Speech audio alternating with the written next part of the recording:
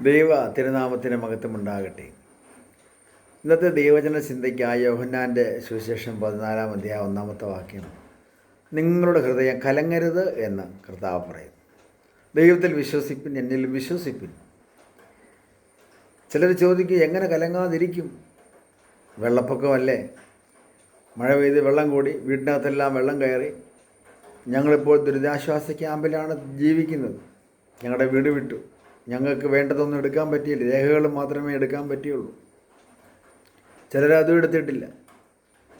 അപ്പോൾ അങ്ങനെയൊക്കെയുള്ള സാഹചര്യങ്ങൾ, ഇനി തിരിച്ചു ചെല്ലുമ്പോൾ എന്തായി തീരും എന്നുള്ള ചിന്ത, ഇങ്ങനെയൊക്കെ ഉള്ളതായ സാഹചര്യത്തിൽ എങ്ങനെ കലങ്ങാതിരിക്കും എന്ന് ചോദിക്കാം.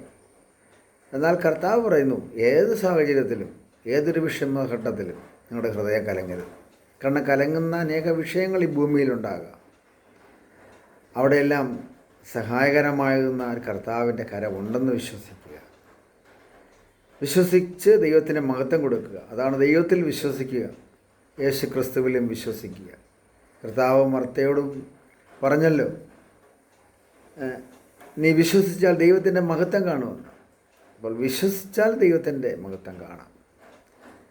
ഏലിശയുടെ കാലത്തും ക്ഷാമവും പ്രയാസങ്ങളൊക്കെ കടന്നു വന്നു.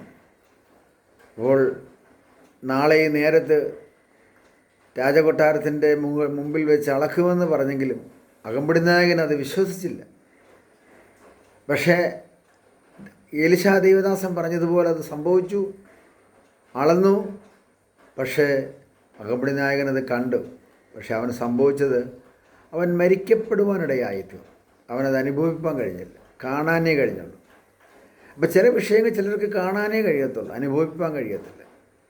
അതുകൊണ്ട് ദൈവത്തിൻ്റെ സന്നദ്ധിയിൽ വിശ്വസിച്ച് ദൈവത്തിൻ്റെ മഹത്വം കൊടുത്താൽ കാണുകയും ചെയ്യാം, അനുഭവിക്കുകയും ചെയ്യാം. അപ്പോൾ അനുഭവിക്കണമല്ലോ, ദൈവപ്രവൃത്തി അനുഭവിക്കണം, അത് കണ്ട് സന്തോഷിക്കണം, ആനന്ദിക്കണം, അതിൽ ദൈവത്തെ സ്തുതിക്കുകയും മഹത്വപ്പെടുത്തുകയും ചെയ്യണം. എല്ലാ വെള്ളപ്പൊക്കത്തിൻ്റെയും പ്രയാസങ്ങളും വേദനകളും ഒക്കെ മാറും. തിരിച്ച് ചെല്ലുമ്പോൾ ഭവനത്തിൻ്റെ സ്ഥിതിയൊക്കെ എങ്ങനെയാണെന്ന് ഓർത്ത് ഭാരപ്പെടേണ്ട. ദുരിതാശ്വാസ ക്യാമ്പിൽ കഴിയുമ്പോൾ ആ സാഹചര്യങ്ങളെ നല്ലതാക്കി കണ്ട് ദൈവത്തിന് മഹത്വം കൊടുത്ത് ജീവിക്കുക, സന്തോഷമായിരിക്കുക, ദൈവപ്രവൃത്തി കാണാം, വിശ്വസിക്കുക. കർത്താവ് നിങ്ങളുടെ ഹൃദയത്തെ ഉറപ്പിക്കട്ടെ. കർത്താവ് ഈ വചനം നിങ്ങൾക്ക് അനുഗ്രഹത്തിന് കാരണമാകട്ടെ.